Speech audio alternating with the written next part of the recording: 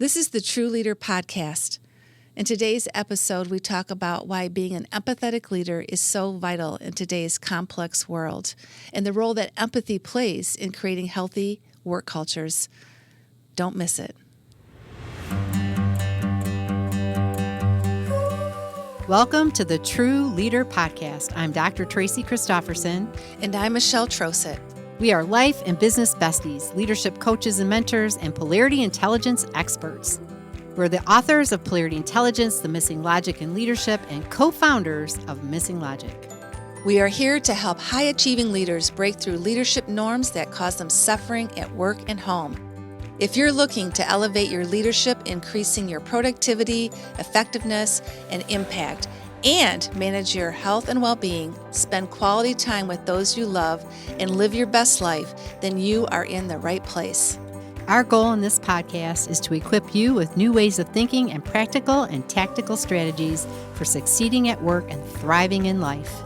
Think of this podcast as your weekly dose of personal and professional development so you can reach your full leadership potential, create a life you love, and be what we are calling a thriving, resilient, and unstoppable or true leader. If you are ready to learn and laugh a little, let's get started.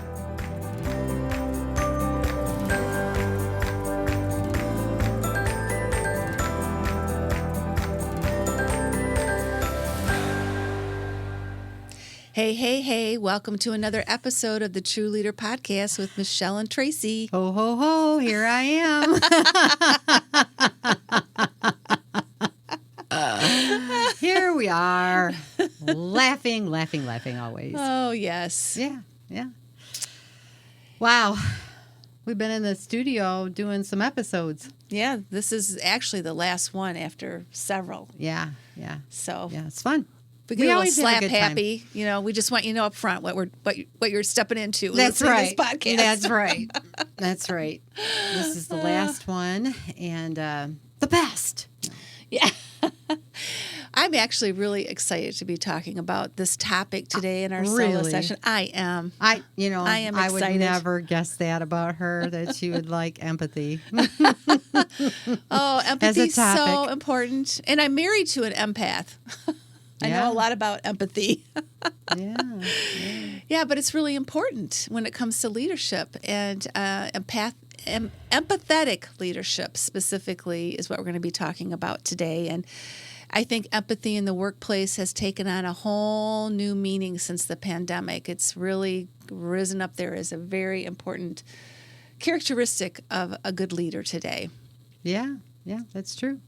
And a lot of that comes from just going through the pandemic and living in a VUCA world now where there is, so much uncertainty and change. It has brought a lot of stress, anxiety, and depression to the workplace, and leaders have to have new skill sets and new ways of being to really lead with that and lead through it. Well, yeah, and I think we've got a new generation in the workforce. Oh, there's just too. a lot of things, right? Yeah. And the demands of the workforce are shifting. Mm-hmm. And I think you're right. I think the pandemic helped people to see what was important to them. Yeah. And what they really wanted in a workplace and in the work environment. And so they're asking for things they haven't asked for before either, right? Yeah. Like, for example, employees are changing how they pick their own leaders. That's very important to them now, and they want to have more agency in even their leadership selection process because they know how important their well-being and their happiness is going to be with who is leading them. And research has indicated that empathy in leaders improves employee engagement and creates healthier work environments. So we're going to dive a little bit more into that later. And a big thing, too, that Tracy and I hear when it comes to employees and their leaders and empathy is and wanting to have a choice in their leaders and recognizing how important who their leader is work-life balance. That's a big factor now that people are looking for. They want more work-life balance, so empathy plays a role in that as well. So let me just start with defining what is empathetic leadership. And it means having the ability to understand the needs of others and being aware of their feelings and thoughts. So really being intentional about that, being in tune to that. And it also is in the context of the workplace, and it means that leaders are able to establish true connections with one another that enhance relationships and performance in the workplace. So those are some of the characteristics or definitions of what an empathetic leader is. Yeah. So that's what we're talking about today. Yes. Imagine that. Imagine that. It's a good thing to talk about, right? We haven't. Evidently, there's been a deficit of it. So here we are. Let's shine a light on this thing, right? And I think that is the truth. And I think there's some norms that have leadership norms that have contributed to the lack of empathy in the workplace, right? And especially for the workforce. And I think sometimes, that relationship component, what they call the soft stuff, was not important. And that was the norm for leaders, right? For many years. What matters is the productivity. Let's get all the widgets out the door, right? Let's make sure that we're getting the work done that we need to get done. And we don't need to be in this relationship, right? And I think to some extent that's what's causing tension for leaders is there's been that norm, right? And a big part of it is you don't get involved with your workforce. Mm-mm. Right? There's a line that you can't cross as a leader, right? That was a norm for a long time. Right? You got to keep things separate. You don't get involved, don't get close, don't develop get too close. Don't develop close relationships with your employees, right? It can cause a lot of challenges down the road if things don't go well. So those are like some norms that we have lived with in the past. Now, as Michelle's pointed out, some things are shifting and people are becoming more aware and the importance of relationships and relationships between the leaders and their workforce and just the workforce itself and the relationships in the organization have an impact on the culture, right? So things are shifting a little bit, but we have to bust through these norms, and this is one of the ways to bust through some of these old norms, is that empathetic leadership is now really desired and being called for. I think the other thing, too, is sometimes people have thought, well, if I'm empathetic, then one, I'm, putting everybody before myself. So if I'm empathetic, then their needs and their issues come to the forefront, and everything has to be around that, or I'm taking it on. Right. As an empath, you can really take on everybody's challenges, everybody's problems, everybody's feelings. Right. And then that can just suck you down into the hole. Right. And so a lot of people resist because they don't want to go down that road. Right. They're afraid that might happen. And again, that's just some norms from the past that we unconsciously, subconsciously live by. And until we shine a flashlight on it, we're not even aware of it. Right. So if you are somebody who has had those thoughts or felt that way, you're just operating under the norms of the past. And what we're here to do is talk about new norms and new ways of being. And empathetic leadership is one of those new norms that we're promoting. It is a new norm. And as we kind of look out there, what's going out there in the world and what's happening with leaders today, empathy is clearly risen to the top. It is a critical leadership competency. It's been referred to as being absolutely vital for leaders to have today. And leaders also need emotional intelligence. They need to ensure that their employees are understood, they're cared for, they're supported, and that they encounter challenges when they encounter challenges in their personal life and professional life, both. And that we have emotional intelligence around the whole human experience when it comes to our employees. And leaders also need polarity intelligence, right? They need to have an awareness of their well-being, and having polarity intelligence really appreciates how well they are experiencing dynamic balance between their professional life and their personal life. And they can then understand early warning signs that can crop up with their employees and help them discern them themselves, as well as maybe step in as a leader and really help them as they go through different realities in their world. Well, and I think too, along with the polarity intelligence piece, right, is the healthy relationships and the meaningful dialogue. So the way to step in and to understand is to leverage those two, right, to increase that connection through the empathy, right? Mm-hmm. Mm-hmm. Absolutely. Absolutely. So we're going to share with you a major study that was done by Catalyst, and Catalyst is a global nonprofit supported by many CEOs and leading companies that are really coming together to help advance leadership of women in the workplace. And they did a study of nearly 900 employees and found that empathy is an important driver of several important things: innovation, engagement, and inclusion. So I'm just going to take a minute to share some of the findings from this study. One was they found higher employee engagement when you were led by an empathetic leader. 76% of employees with highly empathetic leaders report that they are often or always engaged, compared to only 32% of employees with less empathetic leaders. And, people are really looking to improve employee engagement these days. So empathy is a really key factor for that when you're leadership. Another one is increased innovation. 61% of employees with highly empathetic leaders report that they are more innovative at work, compared to only 13% with less empathetic leaders. That's huge. Mm-hmm. That's a huge number. Mm-hmm. Higher retention. 57% of white women and 62% of women of color who feel their life circumstances are respected and valued by their employer report never or rarely thinking of leaving their organization. In contrast, only 14% of white women and 30% of women of color who didn't feel like their employer valued or respected their life circumstances reported that they never or rarely think about leaving their organization. So again, big difference, big contrast in between those numbers with retention. Mm-hmm. But it also increased inclusivity. There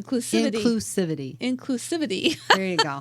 Now we got it. 50% of people with highly empathetic leaders report often or always experiencing inclusion at work because their leaders are empathetic, compared to only 17% of those who have less empathetic leaders. And then the last one was they looked at work-life balance. And they did find that employees experience better work-life balance. 86% of employees who feel their leaders are more empathetic report being much more able to balance work obligations with family and personal obligations, compared to 60% with less empathetic leaders. So there's some real strong data that suggests what a difference it makes for employees when it comes to having an empathetic leader compared to one that is not so empathetic. Yeah. Wow. And in a lot of different ways. Yes. Right. The impact is not just in retention, as an example, right? Yes. It's in a lot of different meaningful ways that is having an impact on the workforce and in the workplace. So that's, there you go, folks. That's one study, but hey, you know what? Very powerful, very powerful results, right? So yeah. Something to pay attention to. And I think too, I don't know, they didn't study it, but I would think it would be, well, let me say this. It would be interesting to know how the leaders feel. Yeah. What it does for the individual leader who is more empathetic than the person who's not, like what their experiences are in the workplace. That would be very interesting. It'd be really interesting. Of course, who's going to say I'm not empathetic? I don't know how so many people would divulge that. There is a gap. We'll get to that later and what perceptions are, for That's sure. Right. That's right. So anyway, but of course, there are some polarities at play here. And so we thought it would be really great just to kind of bring up a few that came up for us as we thought about this, being an empathetic leader or empathetic leadership. One is caring for self and caring for others. And we kind of mentioned there might be a leadership norm that may influence, your willingness to kind of be empathetic. But I think, and if you over-empathize, it can certainly have a negative impact on you.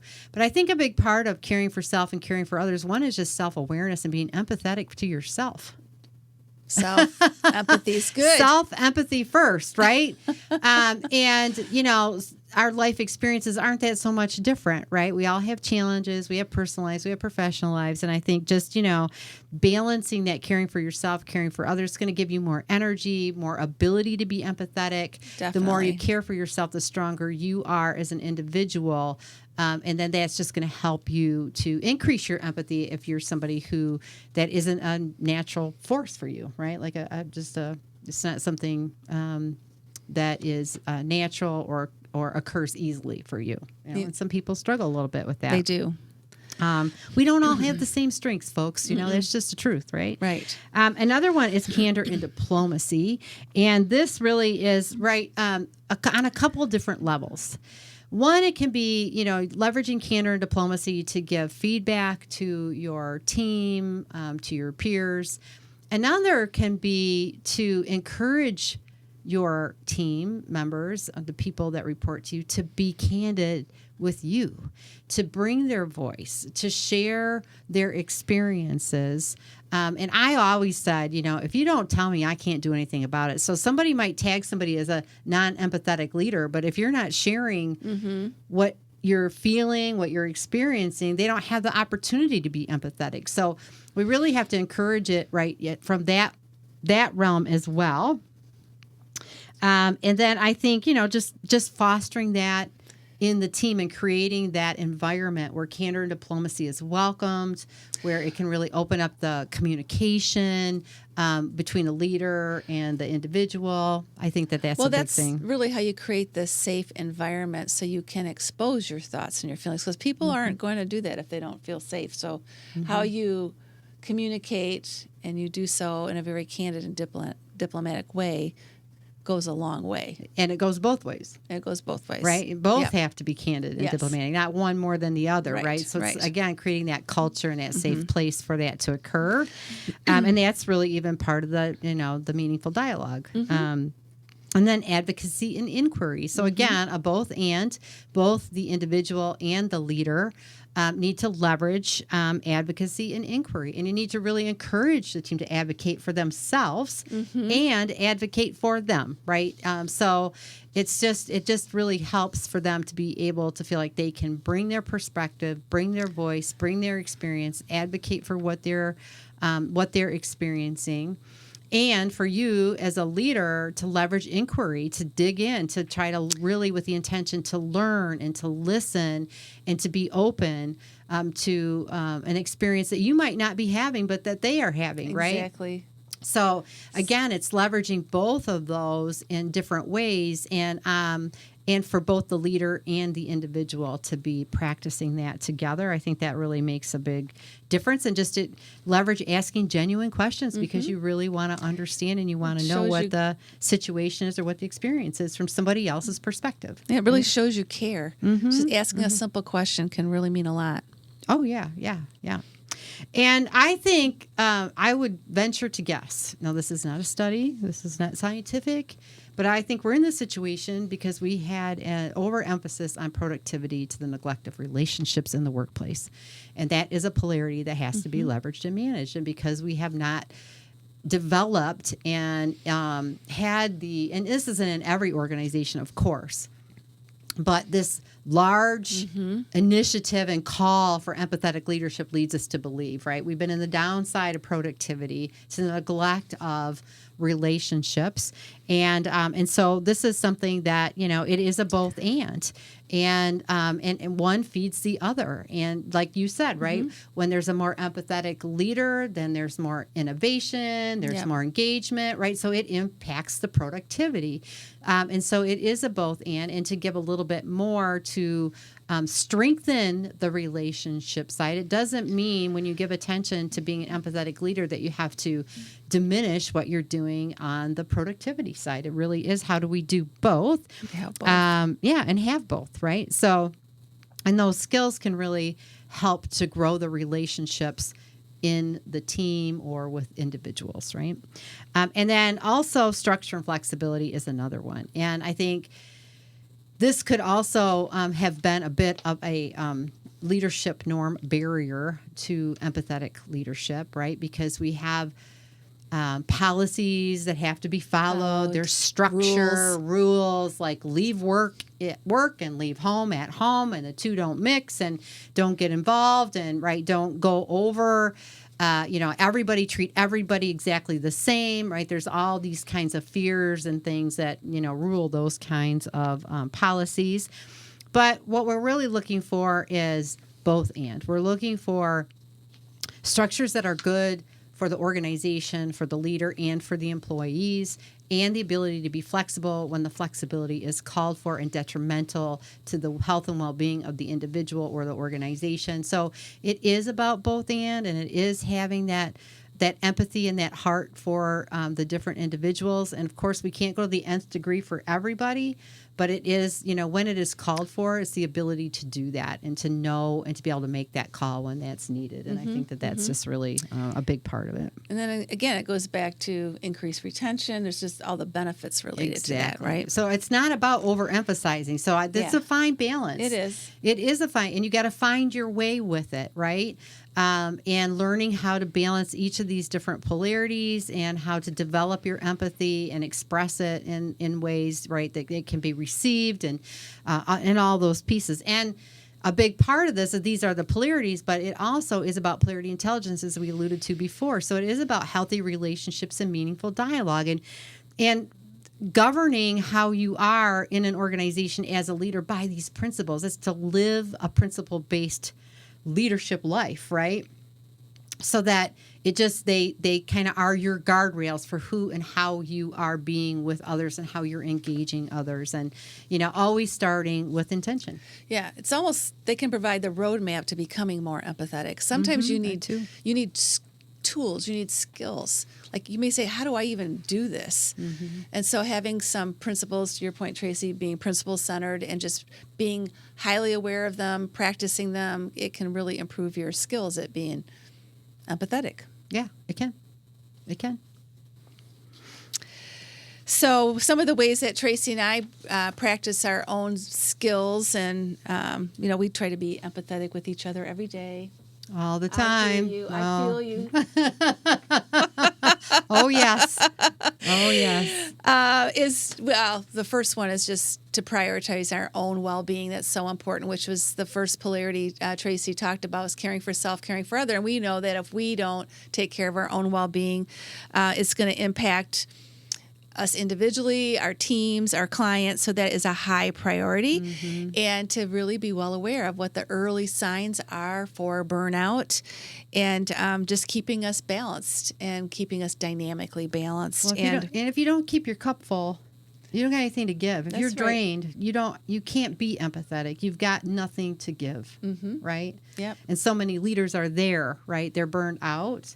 So it's really hard to be empathetic when you don't have that balance and you're not have that in your life, right? Yeah, you have to start with yourself first. That's right, always. And then, of course, we have our tools that we use, and we use them every day, too. And one of the key ones is the Dynamic Balance Blueprint for our professional life and our personal life, and being proactive and looking at what's out ahead of us and what do we have to do to make sure that we are staying very well balanced with both those, especially during busy times, hectic times. And some of the things that we do is we even check in more frequently with each other. How are you feeling? What is going on? How can we support each other as we go through this? And that's one way we demonstrate empathy with ourselves and with each other. Yeah, and I think it is about that fine balance of, especially during really challenging, busy times that we're all in those, right? But sometimes it's more intense than others, where you can really get over focused on getting the things done and into the productivity and forget that, oh, wait, we're all human beings. We have lives and things going on outside of what we're trying to do here, right? So I think that's really key. Having those open conversations and checking in all the time really helps us. Yep. Yeah. And one of the ways, really, that we do that is with our partnership agreement tool. And we've talked about this before on the podcast, but this is just a phenomenal tool that really helps us to stay in sync with each other, especially around what we're trying to achieve, what our roles are in the process of achieving those goals, what we need from each other, how we want to communicate with each other, stay connected, keep that the relationship strong, keep the foundation strong. It's really our blueprint for maintaining a really solid relationship foundation in the midst of the work that we are both contributing to and the goals that we're trying to achieve. So it's really, it really is the way that we create psychological safety with each other, that we maintain a healthy relationship. And we have brought this to many of the leaders that we work with, and they also apply that in their relationships and their work. And it really is, it's a fundamental tool. I think it's a foundation, and it's a guardrail. It's the guardrails for the relationship that you have.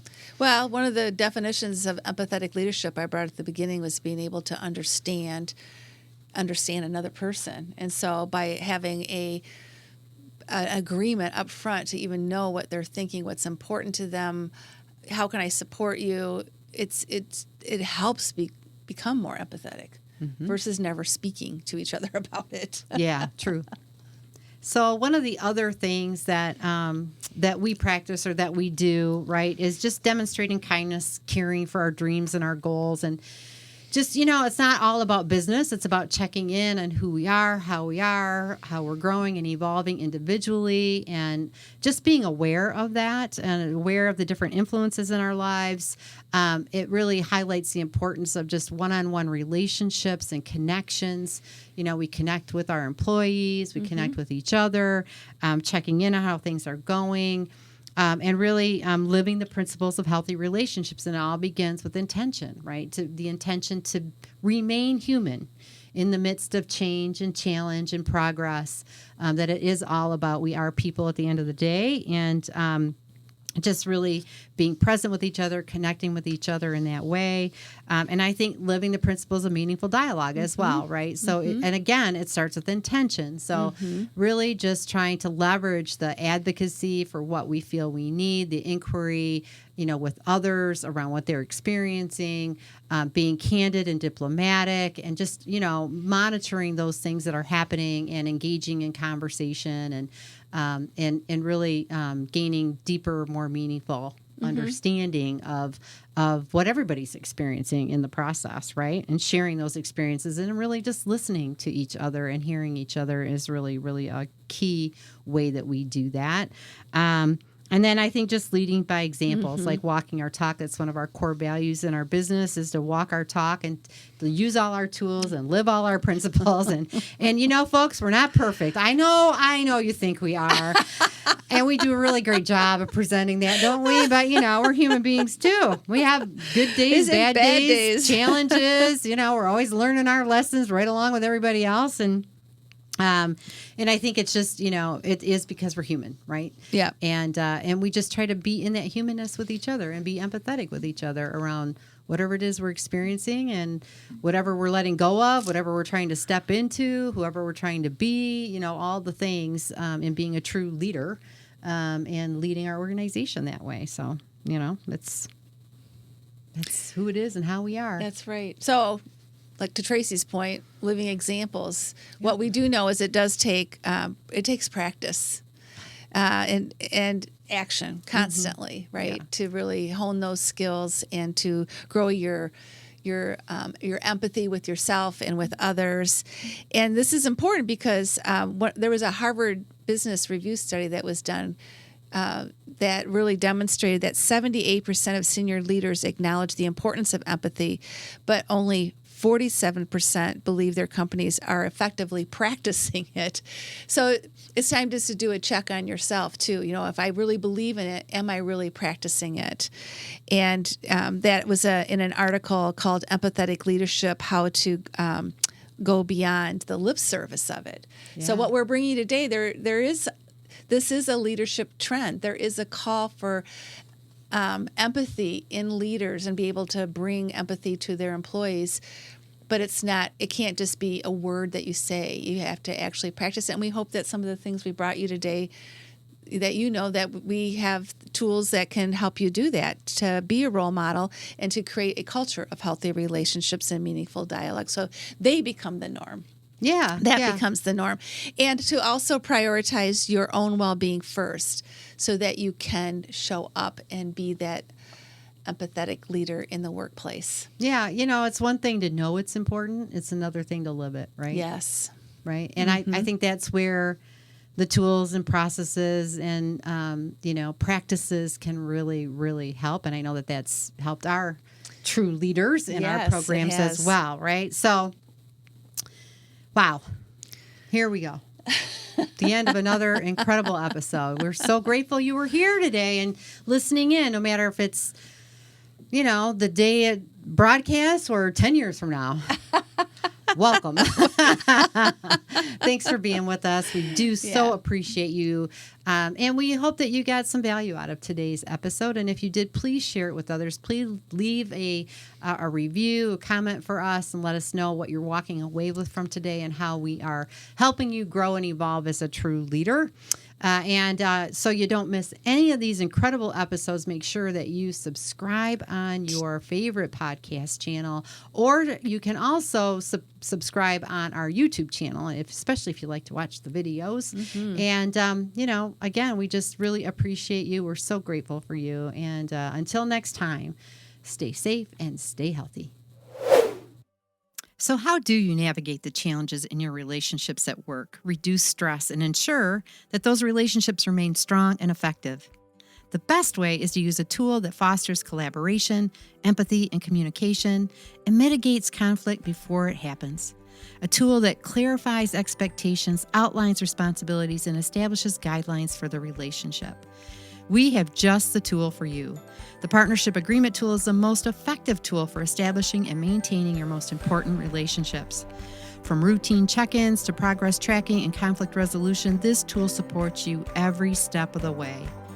Imagine the impact of having clear expectations, open communication, and a shared vision guiding your relationships. With the Partnership Agreement Tool, that vision can become a reality. So whether you're embarking on a new relationship or looking to be more empathetic in existing ones, consider incorporating the Partnership Agreement Tool into your leadership toolkit. Click the link in the show notes today to learn more and start fostering more effective, empathetic relationships with your team.